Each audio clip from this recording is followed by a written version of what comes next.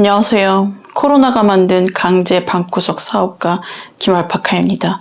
원래는 제가 상가를 임대해서 오프라인 자수 공방을 했던 사람이고요. 현재는 영세한 규모의 스마트 스토어를 운영하면서 전기세를 내고 있고요. 유튜브로 어그로를 끌어서 생계를 해결하는 학고 유튜버로 활동 중입니다. 오늘은 제가 디지털 노마드에 대해서 얘기를 해보려고 합니다. 며칠 전에 어떤 구독자님 요청에 의한 컨텐츠인데 사실 저는 훨씬 전부터 몇 달 전부터 이 주제에 대해서 얘기를 하고 싶었어요. 저는 100% 디지털 노마드라고는 할 수는 없는데 어떤 면은 제가 디지털 노마드이기도 합니다. 오늘은 제가 디지털 노마드에 대해서 모드 까기 모드로 제가 비판을 하려는 것은 아니고요. 제가 어떤 건 직접 해보고 어떤 것들은 간접 경험을 통해서 접한 정보도 있고요. 이제 막 디지털 노마드로 돈을 벌려는 사람들은 몇 가지 문제점을 좀 알고 시작했으면 좋겠다고 생각이 들어서 이 컨텐츠를 마련했고요. 저도 솔직히 개꿀 빨면서 편하게 일하고 많이 벌고 싶은 게 솔직한 심정입니다. 그래서 제가 시도하지 않았던 다른 방법을 찾고 있는 중이고요. 일단 첫 번째로 디지털 노마드가 무슨 뜻일까요? 말 그대로 디지털 유목민. 간단하게 단순하게 말하자면은 장소에 구애받지 않고 매일 회사에 출퇴근하지도 않고 노트북 하나로 돈을 버는 사람. 이렇게 간단하게 정의를 내릴 수 있고요. 어떤 사람들은 하루에 4시간만 일하고 개꿀 빤다고 그러는데 솔직히 말해서 먹고 살려면은 하루에 4시간 잠자고 나머지 시간에 존나게 일을 해야지 먹고 살까 말까. 이것도 자영업이거든요. 그게 현실입니다. 또 엄밀히 말하자면 디자이너나 IT 전문가 같이 우리가 익히 잘 알고 있는 직업도 디지털 노마드라고 할 수 있는데요. 요즘에는 온라인 마케팅 강의나 위탁 판매, 전자책 판매 이런 쪽을 그렇게 부르는 경향이 있더라고요. 디지털 노마드가 되어서 성공한 사람들처럼 한 달에 1,000만 원씩 벌고 싶은 사람들은 일단은 3가지를 먼저 체크해야 될 것 같아요. 첫 번째로는 이것도 일종의 사업이거든요. 델룸델이에요. 아무리 경쟁이 치열하고 박 터져도 상위 몇 프로는 확실히 꼴을 빱니다. 잘 나갑니다. 이 말을 하는 이유는 어차피 극소수만 잘 되는 거니까 여러분 도전하지 마세요. 이렇게 꿈을 꺾는 것은 아니고요. 만약에 내가 진출하려는 시장이 레드오션이다. 그러니까 나는 도전하지 말아야겠다. 이 생각을 하지 말라는 소리입니다. 나도 어떻게 하다 보면은 그 상위 몇 프로에 속할지도 모르는 거거든요. 두 번째로 쉽게 버는 돈은 없어요. 일단 우리는 대한민국에 살고 있고 이 작은 땅에 존나게 부지런한 사람들이 바글바글해요. 이런 상황에서 디지털 노마드로 살아남으려면은 하루에 4시간 일하고 돈 번다? 이건 어림도 없는 소리예요. 근데 그 어림도 없는 소리가 어그로 끌기에 성공했다면 이렇게 말로 어그로 끄면 사람들의 이목이 집중되는구나. 이런 카피라이트 기술을 배워야지, 이렇게 얻어가야지 단어를 액면 그대로 받아들이면 안 되겠죠. 솔직히 이 일을 하려고 컴퓨터 부팅 시키면서 차 한잔 마시는데 일단 1시간이 걸려요. 요즘에 디지털 노마드 시장도 1, 2년 전보다는 경쟁이 엄청나게 치열해졌거든요. 아무나 블로그 강의하고 마케팅 강의하고 심지어는 저도 블로그를 오랫동안 해왔지만 저보다 1일 방문자 수가 적은 사람도 블로그 이렇게 하세요. 이러면서 강의를 하고 그러더라고요. 나도 할 걸 그랬나? 세 번째로 성공했다고 자처하는 사람들의 구라를 조심해야 돼요. 쇼핑몰을 성공시켜서 그 노하우를 강의로 판매하는 사람들이 많은데 나는 강의 판매하는 것 자체도 좋은 사업 아이템이라고 생각하거든요. 이거를 제가 부정적으로 판단하진 않고요. 근데 그 강의를 듣는 수강생은 노하우를 배워서 쇼핑몰을 성공시키려는 게 목적이잖아요. 근데 만약에 강의 판매자가 자신의 쇼핑몰 실적을 부풀려서 말을 해버린다면 어떨까요? 강의 내용을 신뢰할 수가 있을까요? 최근에 어떤 사람은 자기 쇼핑몰이 아닌 곳을 자기 것이라고 해가지고 온라인 스토어 마케팅 강의를 팔아가지고 큰 파장이 있었거든요. 저도 즐겨보던 채널이었고 거기서 얻어갈 것도 많았는데 굉장히 안타까우면서도 그랬지만 그리고 유튜브 같은 걸 통해서 자기 강의를 막 홍보하는데 과장이 심한 면도 있더라고요. 과장은 어쩔 수 없이 어그로를 끌어야 되는 게 유튜브 생태계지만 과장을 잘하는 것도 마케팅 기술 중에 하나인데 근데 내가 그 강의를 소비하는 입장이라면 지갑을 열기 직전이라면 냉철하게 판단을 해야 되지 않을까 싶네요. 소비자의 입장에서는 한 달에 1,000만 원 벌었습니다 이러는데 그 1,000만 원이 매출을 말하는 사람도 있고요. 솔직히 매출은 매출일 뿐이거든요. 마진 몇 프로가 남는지가 확실히 중요합니다. 뭐 요즘에 구매 대행 같은 거는 경쟁이 하도 치열하니까 10% 남긴다는 사람도 있더라고요. 그럼 그 매출이 의미가 있냐고요. 그리고 또 온라인 사업 말고도 오프라인 사업도 좀 조심해야 되는 게 이게 사장 타이틀만 있지 앞으로 남기고 뒤로 까먹는 사장들 진짜 많거든요. 알바보다 못 가져가는 사장들 많아요. 저도 자수공방을 한다니까 뭔가 있어 보이잖아요.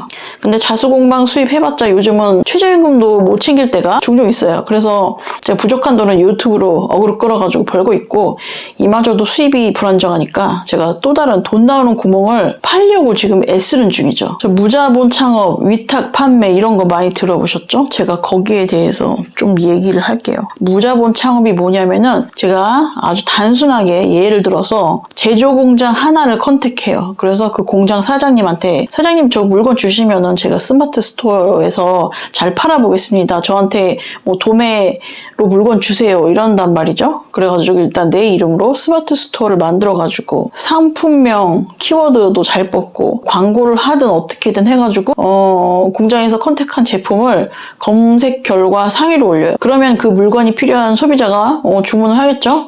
검색하니까 맨 위에 나오길래 그래서 배송 정보를 그 소비자로부터 받아가지고 공장한테 알려줘요. 그럼 공장에서 택배를 탁탁 싸가지고 소비자한테 배송을 하는 거예요. 이제 배송이 완료가 되면은 네이버 측에서 수수료를 빼고 내 통장으로 돈을 입금해 준단 말이죠. 그 돈에서 내 마진을 제외하고 나머지 물건값을 공장 사장에게 입금한다. 그럼 이 과정에서 나는 공장을 차릴 필요도 없고 제품을 사입해가지고 창고에 쟁여놓을 필요도 없어요. 그러면은 진짜로 노트북 한 대 가지고 돈을 버는 거예요. 어때요? 들어보니까 완전 개꿀 아닙니까? 그러니까 이런 거를 소위 위탁 판매라고 하는데요.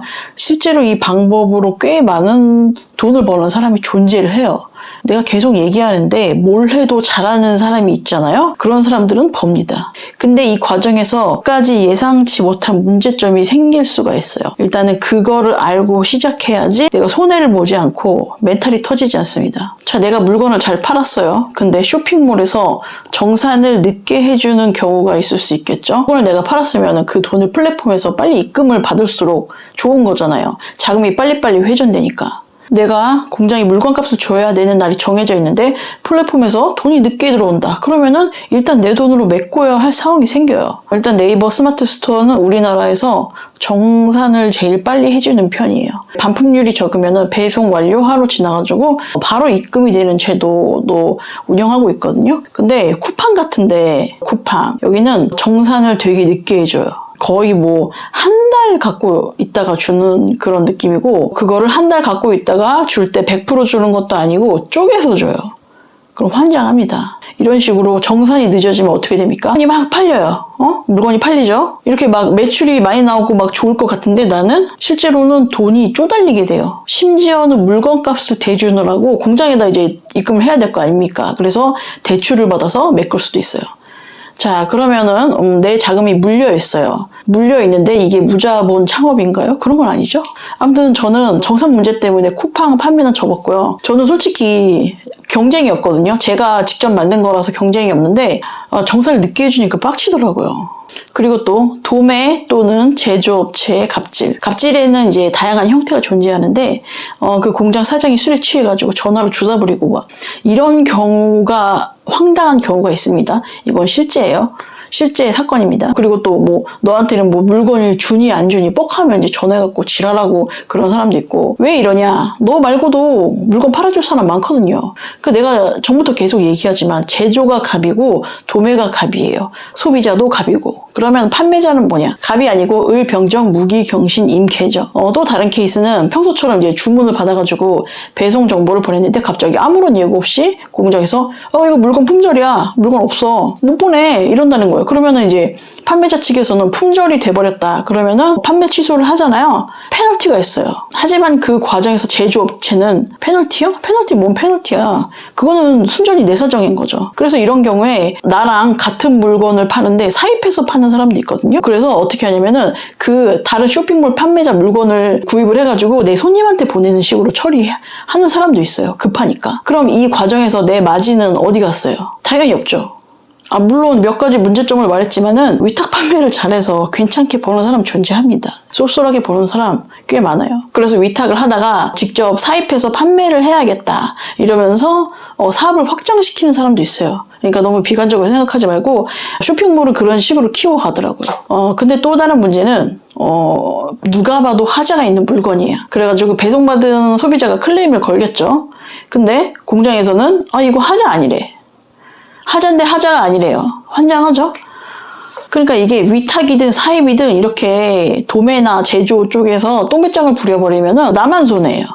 물건 값도 막 손해보고 어쩔 수 없이 소비자한테 환불을 해주게 돼 있거든요. 실제로 그런 경우가 종종 있습니다. 자, 이제 구매 대행에 대해서 얘기를 해볼게요. 만약에 타오바오 구매 대행을 한다고 칩시다. 구매 대행은 자기가 파는 제품을 실제로 만져보지도 않고 파는 게 가능해요. 그래서 제품 컨디션을 상세하게 몰라요. 모르는데도 판매를 합니다. 그럼 어떻게 될까요? 이게 고객 컴플레인으로 바로 올 수가 있어요. 그리고 또 상대가 대륙이에요. 대륙이기 때문에 저작권이나 특허 관련 문제에서 절대로 자유로울 수가 없습니다. 그래서 잘 알아보지도 않고 판매를 하면요, 나중에 법무법인 내용 증명을 받게 돼요. 몇백만 원 이게 깽값 물어주고 합의를 하든가 뭐 고소당하고 벌금 물고 그럴 수가 있어요. 일단 제품 자체가 진퉁이 아니라 모조품, 짝퉁일 수도 있고요. 그냥 판매자, 뭣도 모르는 이제 새내기 판매자는 뭐 이거 예쁘고 잘 팔리겠다 싶어가지고 판매를 하잖아요. 근데 이게 국내 제품 뭐 짝퉁일 수도 있다 이거죠. 그래서 처벌을 받는다. 그리고 또 타오바오 제품 상세 사진을 그대로 퍼와가지고 자기 스마트 스토어에다가 쓰는 경우도 있는데, 타오바오에 있는 사진이 국내 쇼핑몰, 정품을 파는 쇼핑몰에 불펌인 경우가 굉장히 많아요. 사진도 긁어다가 붙여갖고 팔아요. 그러니까 제품도 짝퉁이고 사진도 도용. 이게 바로 대륙 맛이라고 할 수 있죠. 이런 경우는 이제 당연히 해당 쇼핑몰이 고소를 합니다. 그럼 물건 내려야 돼요. 뭐 저작권, 특허 이런 거 다 확인했는데 문제가 없어. 괜찮을 것 같아서 또 판매를 하잖아요. 근데 또 중국에서 또 물건이 딱 왔죠. 근데 불량이 있거나 사진하고 약간 다른 제품이 올 수가 있어요. 그게 대륙의 룰이랄까요? 사진하고 본 거랑 조금 다른 게 와요.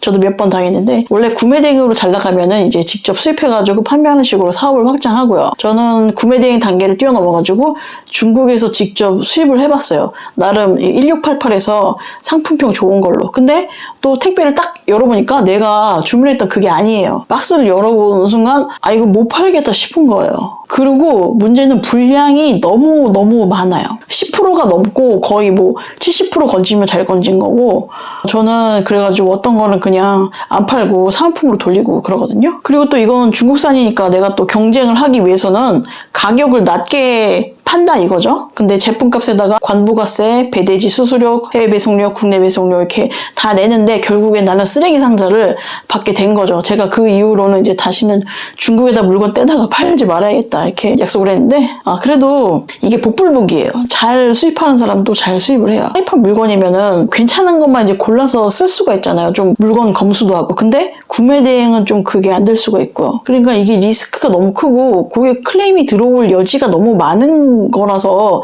제가 엄두가 안 났어요. 그래서 제가 구매 대행을 안 한 거고, 저는 이제 비록 이렇게 결론이 안 좋게 났는데, 또 말하지만 중국에다가 물건 떼어다가 잘 파는 사람도 많아요. 이게 케바케예요. 중국도 어느 공장은 잘 만들고 어느 공장은 허접 쓰레기로 만들고 그렇거든요. 그리고 또 1688에서 똑같은 판매자가 컨디션이 다른 거를 또 보낼 수도 있고요. 이 어메이징 대륙입니다. 그리고 제품 컨디션을 떠나서 온라인 사업의 핵심은 뭔지 아세요?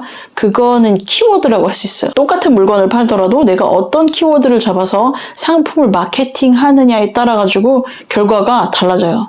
소비자가 특정 단어를 검색해서 물건을 찾는데 좀 경쟁 심한 거 말고 덜하고 은근히 소비자가 많이 사용하는 단어로, 그런 단어로 제품명을 조합하면은 물건이 잘 나간대요. 근데 또 경쟁이 엄청 치열하니까 내가 기껏 발굴한 키워드를 그대로 베껴서 쓰는 판매자가 나타납니다. 가격도 조금 싸게 팔고. 그러면은 갑자기 내 물건이 안 나가요. 너무 부정적으로 얘기했나요? 아무튼 이 레드오션에도 돈 버는 사람들은 돈을 번다. 근데 뭐 나는 할 수 있어, 화이팅, 난 해낼 거야, 막 이런 정신력만으로 그렇게 버티기에는 솔직히 시장이 너무 과열되고 경쟁이 치열한 것도 있어요. 이거는 현실이에요. 이거를 좀 알고 시작해야 된다. 저는 이렇게 말을 하고 싶네요. 결국에는 온라인 시장에서 점점 경쟁자들이 많아지니까 기존 판매자들은 본인의 마케팅 능력을 통해서 이제는 물건 장사가 아닌 강의 장사를 시작합니다. 그리고 그들의 테크트리를 그대로 따라서 또 다른 경쟁자가 나타나요. 그래서 또 똑같이 마케팅 장사를 해요. 마케팅 강의 장사요. 그래서 후발주자들은 이제 인지도를 높여야 되니까 유튜브에다가 거의 유료 강의급의 정보를 그냥 꽁으로 주어버립니다. 그래서 어떤 유튜버는 유료 강의 그거 결제해서 보지 말라고 그렇게 얘기해요. 왜냐면은 유튜브만 검색해도 강의에 나오는 거 다 있다. 그래도 볼 사람은 보고 강의로 돈을 버는 사람은 계속 벌더라. 제가 온라인 시장에 발을 들여서 느낀 점은 이 상황에서 돈을 벌려면은 내가 만든 물건, 내 창작물이 최고시다. 이거를 느꼈어요. 내가 남들하고 구별이 가도록 만들면은 경쟁이 덜하고 마진율이 높거든요. 잘 파는 판매자도 박리담회를 조져가지고 마진이 생각보다 적은 경우도 많아요. 그래서 누군가가 내 거랑 비스무리하게 베끼지만 않으면은 뭐 이것도 괜찮다. 근데 문제는 제조도 창작도 쉬운 게 아닙니다. 그리고 또 타오바오에서 내 물건의 짝퉁이 돌아다니기 시작한다? 그러면 이제는 끝난 거예요. 못 팔아요. 제가 직접 만들어 보기도 하고 동대문 아니면 중국에서 띄워오기도 하고 그렇게 해서 스마트 스토어에다 팔아도 봤잖아요. 제가 블로그도 해보고 유튜브도 해봤는데 제가 다 해보니까 웬만큼 마진이 괜찮은 거는 유튜브잖아. 별로 돈이 안 들어요. 하지만 그게 녹록진 않다. 그래서 유튜브가 진정한 디지털 노마드라고 할 수 있고 다른 사람들도 유튜브 채널을 괜히 하는 게 아니에요. 돈이 되니까 하는 거예요. 대신에 이제 유튜브는 내가 열심히 한다고 해서 자리 잡는 거 아니고 운이 어느 정도 있어야 되고 또 오래 지속할 수 있다? 그거는 제가 확답을 못해요. 저도 훅 갈 수 있고 만약에 내가 인성이 빠서 족같이 행동해가지고 한 번에 날아가는 경우도 있고 또 별별 사람들이 시비를 걸어요. 잘 된다 싶으면은 과거의 지인이 나타나가지고 무슨 폭론이 어쩌니 인성 논란이니 이 지랄을 하기도 하고 하지도 않은 일을 하지도 않은 말을 퍼뜨려가지고 이게 나락 보내려고 그런 인간들도 있고 저도 이제 슬슬 그런 애들이 생겨나거든요. 근데 이거를 자랑스럽게 생각해야 되는 건가? 이 방송을 보고 또 아무것도 하지 말고 직장이나 열심히 다녀야겠다. 이런 생각은 안 했으면 좋겠어요. 저도 진짜 계속 도전해가지고 진짜로 돈을 잘 버는 디지털 노마드가 되려고 하거든요. 저 어차피 이 사회생활 글러먹었기 때문에 그 수밖에 없습니다. 세상에서 제일 나쁜 거는 그거 알죠? 여우. 신포도를 보는 여우. 저 포도는 실 거야. 응? 쉬어 터져서 맛도 없을 거야 이러면서 아무것도 안 하는 게 제일 나쁩니다. 사실 나는 포도도 별로 안 좋아하거든요. 제가 그래서 크게 성공하지 못해도 이제 멈추지 않고 뭘 하려고 하는 이유는 안 그러면은 생존이 불가능해요. 먹고 사는 게 원래 힘들고 혹시 직장 다니면서 부업으로 디지털 노마드 하는 사람이 있다면 정말 나는 대단하다고 말하고 싶고 잘 되시면 나한테 소스 좀 알려주세요. 제발. 아무튼 오늘 방송 여기까지입니다.